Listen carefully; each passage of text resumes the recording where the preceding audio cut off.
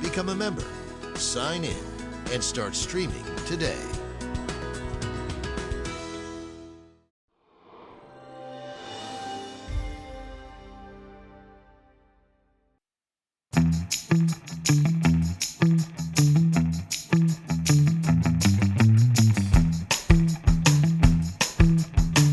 Hi, everybody. Welcome to the September 18th, 2020 edition of Colorado Inside Out. I'm your host, Dominic Dezzutti. Thank you so much for joining us.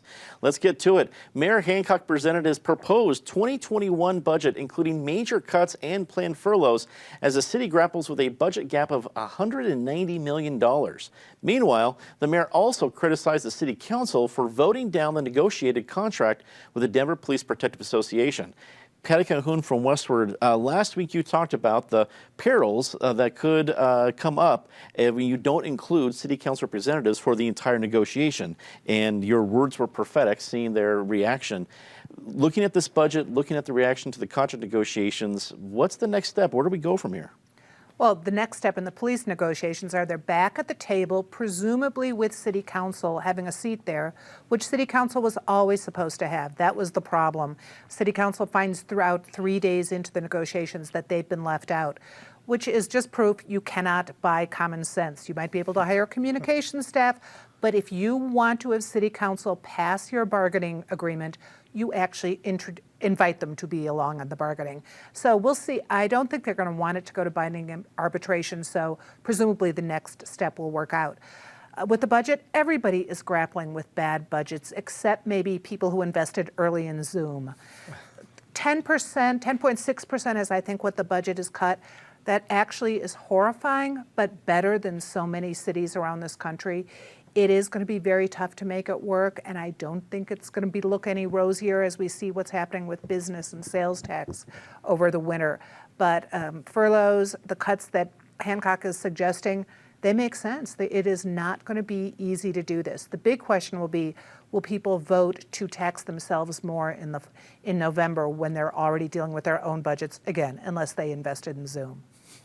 David Kopel from the Independence Institute and DU Law School. $190 million is nothing to sneeze at. As Patty said, a little over 10% of the budget. Are Denverites going to start feeling some of these cuts as we get into 2021? Sure, especially the lower income people who depend the most on that. But this gets into a broader problem with the budget, not just this year, but going forward. To have those social services programs for poor people, you need wealthy people so you can tax them and take their money and spend it on the social services. And there is a possibility that the budget problem that Denver is facing for this upcoming year is going to actually look like pretty good times compared to what's going to be coming in the future, because wealthier people have more of an ability to choose where they want to live and work. You got 100,000 people who work downtown, and they pay Denver's occupational privilege tax, as it's called. Well, how many of them have been working at home and find out it's not really such a great privilege to work in downtown Denver anymore, and not only for the taxes, but also for the danger that has grown substantially in this city. Or why live in Denver? The public school buildings are closed, rioting is semi-legal. It's not as attractive a place to live as it might have seemed a couple of years ago. You start a small business, you grow it into a big business, employ a lot of people with good paying jobs, pay a lot of taxes. There's a lot of demagogic politicians in Denver who say you're the problem and the solution is to confiscate all your wealth. So why live in Denver with all the extra expenses in a city with a soaring homicide rate when you can maybe choose to live someplace else? Now the Denver exodus thus far hasn't been anything close to how bad it is in New York City, but we may see much more of that, and that's going to make Denver's budget problems in the future perhaps far, far worse than they are today. And David, there might be an exodus, at least maybe in the coming, but I mean, at Denver house prices at $600,000, you know, going over that right now, it's not immediate. It's the housing prices have been more or less stable, right? So that would be a difference compared to say New York City, right? Where prices are plunging. Right. Eric Sonneman, a political analyst here at PBS 12 and, of course, a columnist at Colorado Politics. Eric, we've seen a lot of the drama between the city council and the mayor. Are we going to see even more of it now that we're talking about major budget issues and an important police contract negotiation? Of course you are. That's predictable. Good points by both Patty and by David. We will see vis-a-vis the police contract negotiations, whether this was really just a process issue, a process complaint on the part of city council, and now that they're at the table, whether there will be a meeting of the minds coming to an accord and get this done, which it needs to get done, or whether the objections, at least from some council members, if not a majority, are more fundamental than just whether they are at the table or not. 190 million or whatever the exact number is that's being cut, you cannot cut that kind of money, as we all know, without increasing tensions, without pitting different interests against each other. By and large, I don't have a huge criticism of Hancock's budget in that regard, with the exception, and it's not directly in this budget, but it strikes me as curious and questionable, the amount of money that we continue to spend on these, what I call mega projects. I'm talking about the 16th Street Mall reconstruction. I'm talking about building this incredible shopping mall as part of the DIA restoration. And most of all, I'm talking about the project at the convention center, as if we're all going to wake up a few months from now, a half year or a year from now, and conventions are going to look just like they did pre-COVID. I'm not convinced that is going to be the case. Yes, the money that is spent on these mega projects is not directly money that could otherwise go to plug some holes in this budget, but nonetheless, I think that is worthy of more discussion than maybe it's receiving at the moment. Marie Aberger joins us from Be Clear Communications. Marie, it's great to have you back on CIO. You look at all the different things that come together and clearly can probably use a communications expert like yourself to figure out how to pitch the creative ideas needed to handle a budget gap like this one. When you're seeing these headlines, what are some of the thoughts that occur to you? So I think it's pretty straightforward, actually, what we need right now to help Denver's budget, which is for our federal government to actually act and pass some relief for cities and states. Our House came together on a bipartisan basis on May 15th to pass major relief for cities and states. It's September 18th. That's 4 months, and we've received nothing. McConnell, Republicans in the Senate, including our own Cory Gardner, are, meanwhile fighting to cut unemployment aid at a time when we need it most. I think if we had the federal government step up and act, we'd have more support for our budget. But until then, we're going to keep seeing devastating numbers and cuts like this. And if people don't wear our mask and we don't keep, behaving in social distancing, I'm worried this number is only going to grow. So I hope in Colorado we can socially distance, keep our masks on, and I hope the federal government steps up to support. And I should just add, as a proud resident of downtown Denver, I still love living here. I'm not planning to go anywhere. And I hope our city and state gets the support we deserve to keep making downtown a great place to live. The mayor designated a small piece of Denver-owned property as a sanctioned homeless camp earlier this week here in Denver, but promptly canceled that plan days later due to multiple reasons, including neighborhood opposition. At this time, there are no other sanctioned sites planned, but other conversations on the horizon. Dave, we go to you first in this one. I don't know if there's any other cities with the magic solution, but it doesn't seem that we've been able to crack this sanctioned site nut here in Denver. Do you think we're going to see more solutions based on sanctioned sites? Well, you remember when John Hickenlooper was the mayor of Denver and he said we were going to end homelessness in the city, which turned out not to be accurate. The phrase homeless or experiencing homeless, one's a euphemism, another's a double euphemism, because not having a home is a symptom. And until you address the underlying causes of that, things aren't going to really get better. Many people who are experiencing homelessness are doing so because of drug and alcohol abuse. Many of the rest have serious mental illness. And people understandably don't want drug abusers, alcoholics, and people with mental illness camping near their home. And so that's why the plan recently to put people in 5 Points in the Blair Caldwell Library parking lot ran into a lot of very understandable neighborhood opposition. There is one approach that worked in the past, which doesn't depend on getting, and there's all kinds of programs out there for free for people who want treatment for mental health, for drugs, for alcohol, but you can't force somebody to be treated if they don't want to be. But without solving that problem, the problem of homelessness, of people living on the streets in Denver, was a lot less in the 1970s, when the economy was certainly a lot weaker than it's in Denver than it's been in the past few years. And that because we had single room occupancy hotels. And those were very bare bones places where a person could rent a room for a night, for a week, for a month. There were plenty of them all over Denver and lots all over the United States. And a lot of people who were on the margins were able to afford an SRO, get some shelter, and get off the streets. But all those single-room occupancy hotels have been wiped out by urban redevelopment, and in effect, often forbidden by new zoning codes. So if we fix that, that would at least provide a more immediately effective solution about giving people an alternative to the streets. But if you allow urban camping, you're going to you'll have the campers, but you'll drive out other people who want to live there. Eric, do you see any solutions, at least to the sanctioned site idea? I mean, we've already seen one of the ideas with the National Western Stock Show Complex parking lot that was shelved. This one was going to be really small. For folks who don't know the Five Points neighborhood where PBS 12 is, this sanctioned site was a little bigger than an alley. So we're not talking about losing major space here. But I don't know if there's going to be any site that Mayor Hancock or the city can come up with that won't see this kind of opposition. What do you think, Eric?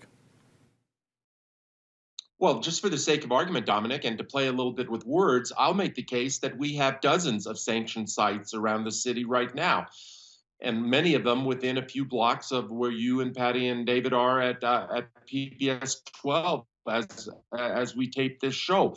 If you're not enforcing a camping ban, if you are allowing these pop-up sites of 5 tents, 10 tents, 20, 30 tents, you're not officially sanctioning them, but in a way you are sanctioning them because you're not doing anything about them. So they stay, they grow, they multiply, they proliferate.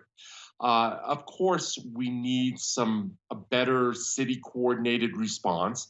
It was 100% predictable that there would be neighborhood objection to that site 4, 5, 6 blocks from where all you guys are right now, near the Blair Caldwell Library. That was totally predictable. At some point, there's going to have to be some meeting of the minds. It can't just be one site. There has to be some dispersal throughout the city, so at least some of the pain and some of the burden is shared, or at least it is spread around, so that no one neighborhood just feels that they're being the ones put upon.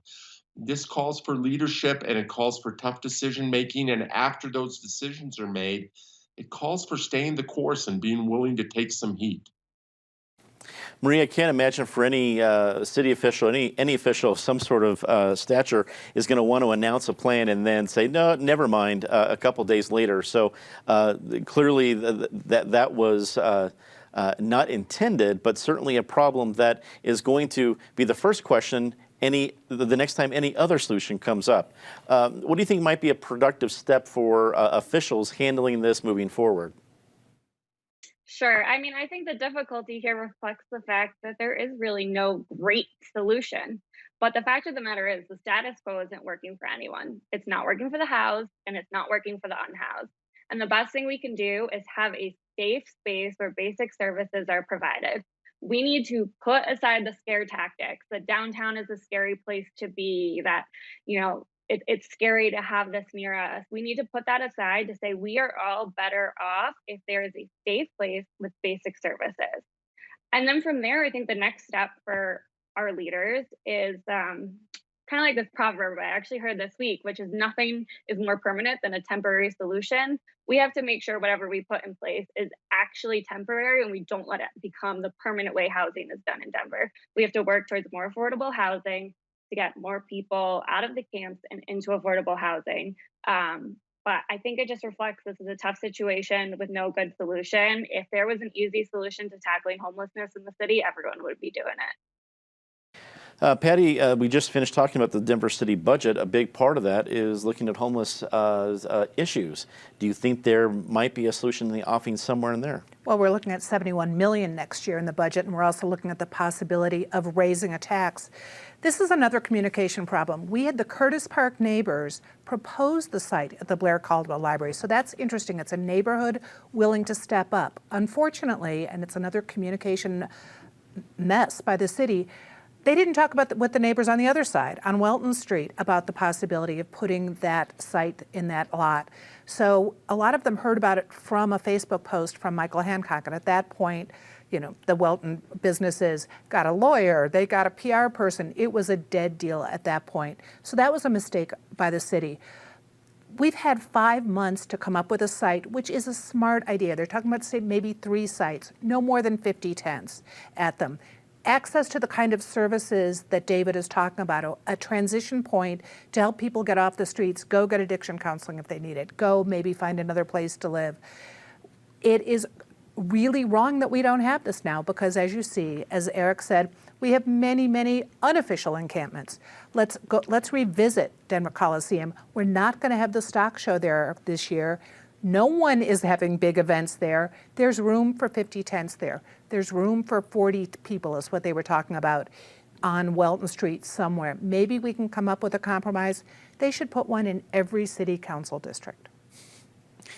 Colleges and high schools in Colorado are dealing with COVID-19 outbreaks, including sending some students home for remote learning or implementing quarantines. Meanwhile, Governor Polis and CHSA came to an accord regarding fall sports, which will move forward. Eric, we go to you first on this one. A lot of education back and forth in this one, especially hearing CHSA and Governor Polis working on fall sports, which is by itself in that, I guess, part of the pun, own little bubble, sounds great. But then you have schools making headlines right underneath that saying this many hundred going home, this many quarantine. It seems like an odd situation for our schools to be in. What are your takeaways? Oh, it is a tough situation. It's totally unenviable. I do not envy, obviously, any school superintendent, any school principal these days having to navigate this, having to make tough decisions. And all that said, some districts seem to be doing it better and navigating it better than others. DPS in particular just strikes me as being lost. Yes, there is still a marker 3 or 4 weeks ahead in October where they are hoping to open schools again throughout the district. I don't think anyone is holding their breath for that. There haven't been specific metrics announced of what it will require to open those schools. Most families, most kids don't even know who their teacher is going to be when they go back into class because they don't know how many classroom teachers are going to be required vis-a-vis how many online teachers. So if you want to, there are no great examples, but there are better examples and there are worse examples. Unfortunately, I think DPS falls in that second category. And as to CHSA and Governor Polis, yes, there's a strong constituency for fall sports. I guess it's good that that is going to ensue even at a late date. And the real news flash to me, Dominic, of this week is that cheering or sideline cheer is a sport. Hey, my sister is a former Pom. She'll be the first one to tell you that's definitely a sport. Marie, let's go to you. You look at all the different things schools are trying to do, and you see what's happening with the different colleges and universities around the state, all doing their own dance around this between quarantines and sending some students home, moving different dorms, that kind of thing. Is the everybody making up their own rules system working? No, it's not working. And I think just this week now we have 4 universities in Colorado that have become hotspots. I think I feel the same way about colleges going back as I do about fall sports. Neither should be happening. I think a lot of colleges made the decisions to come back because they had to for their profit. And they decided it was not a matter of if and when, but how bad their outbreaks would be. And as we're seeing all across the country and now here in Colorado, the outbreaks are bad and we cannot be putting college profits ahead of people. It will be a huge budget hit and it'll be a huge bummer. I loved college. I feel so terribly for these students who aren't getting a traditional college experience. But I think the far greater cost is going to come if we keep trying to open colleges, we keep trying to have fall sports. and the outbreak continues, and we're in this cycle for even longer. So I would have loved to see colleges step up and not come back this fall, and I'd love to see fall sports be on hold again. It really, it's such a disappointment for students, but these students are not getting paid to play, and we're putting them in danger. And I think this might be the fall I finally give up on college football, because I can't handle seeing people out there playing and in these risks, not being paid to do so. Somewhere Joey Bunch is having a very big argument with you right now, Marie, but that's okay. Patty, we go to you. We've always had students in class, one form or another, in most places for almost a month, sometimes less, sometimes a little bit more. Are these kind of the growing pains of trying to figure it out because we're in the early part of it, or is it going to get worse? Depends a lot on whether students, and they're all ages, learn social distancing more. That's the bigger issue. You're seeing, I don't think you're not getting this from classes, you're probably getting it from parties in Boulder, you're getting it where students are too close together. With the high school sports issue, it's so tricky because that's really a rural-urban issue in a lot of ways. The rural counties where the numbers are very, very low for COVID, where the opportunity for any kind of activities and any kind of economic benefit are pretty slim right now. So if they can take charge of their own destiny, just as 5 counties have allowed them to, they're now in the protect our neighbors level where they can do more. If they can do it safely, let's try just no pyramids on the cheers. David, wrap it up for us. Well, we know a couple things scientifically. First of all, the hospitalization rate for young people who get infected with this virus that was maliciously spread globally by the Chinese Communist Party, the hospitalization rate for young people is very, very low. And secondly, we also know that social isolation is particularly damaging for young people. The new announcement this week allows field hockey, football, and sideline spirit, as it's properly called, to choose to go forward this fall, or they can choose to wait on the spring. And that's a decision that different districts and different schools have the option of making on their own. But if they go forward now, they have to have masks when they're not playing, be 6 feet apart on the sidelines. What I wonder about is the other fall sports that are still left: gymnastics, boys soccer, spirit, which I guess is different from sideline spirit, girls volleyball, and unified bowling. Now, it's hard for me to see why, if football is okay, which is a contact sport where you're very close to each other, why soccer isn't, which does have necessarily more distancing in it. And then the governor's office has also denied indoor sports. Well, bowling alleys are open, so why can't high school students go to a bowling alley to bowl? And likewise, gyms in this state are open with appropriate guidelines, so why can't people participate in gymnastics or volleyball or other indoor sports? I know it may not necessarily be sanctioned, but as my walk around my neighborhood yesterday, I saw a whole lot of people playing at least recreational or some form of recreational soccer. Yeah. So it's going on one way or the other. It's time now to get to our very favorite part of the show, Disgrace of the Week. As always, Ms. Calhoun, please start us off. Well, I think we're going to see a lot of disgraceful discussions as we now are looking at renaming different geographic areas in Colorado, deciding on different statues that can be here. We had the first meeting on Thursday of the Geographic Naming Board for Colorado. We haven't had one for four years. Who knew that's why all these requests weren't being dealt with? There are 3 requests going forward for Mount Evans. There are many others to get rid of some controversial names, some just stupid names. We'll see what happens. At the very least, what we'll get is some good history lessons. David.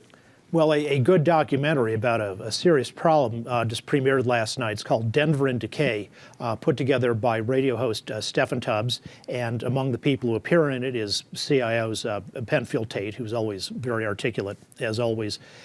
And Westward has covered it. 25% of this, and the title tells you all about what it's about. 25% of the revenue they make from that is going to be given to the STEP program, which is a private organization in Denver that helps people who are ready to take the steps to escape from homelessness. Eric, we go to you next for your Disgrace of the Week.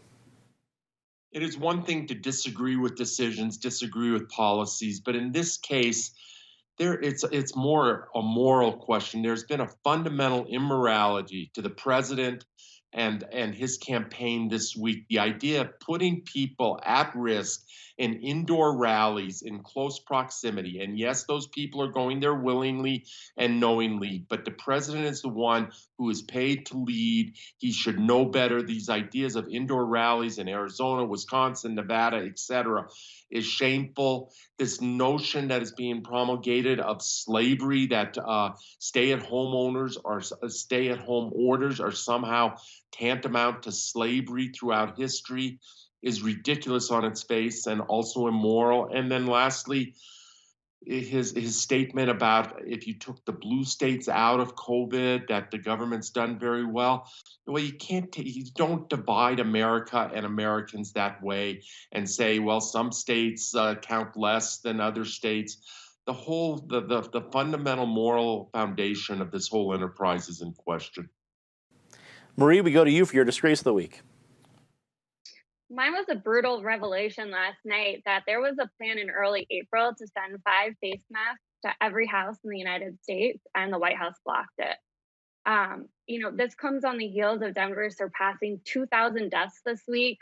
There was brutal and beautiful profiles of some of these people who have died this weekend in the Denver Post.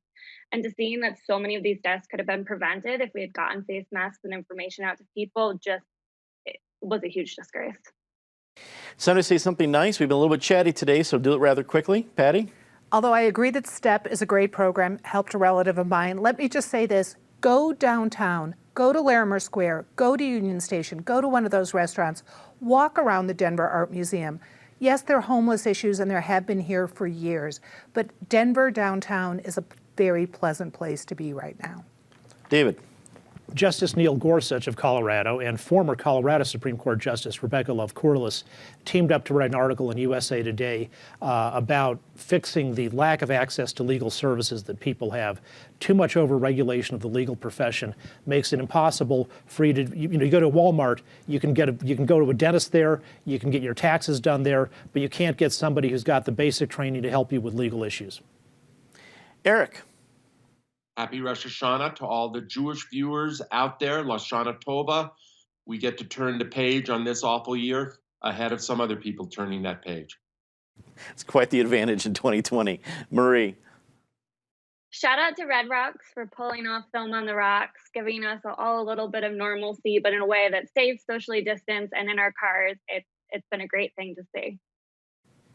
Be sure to tune in next week for Colorado Decides. It continues. We look at the 22-week abortion ban and paid family leave. And later tonight, please be sure to tune into AARP special all about the effect of the coronavirus and on Latino communities right here at 9 o'clock. For everybody here at PBS 12 and Colorado Inside Out, I'm Dominic Dezzutti. Thank you so much for watching.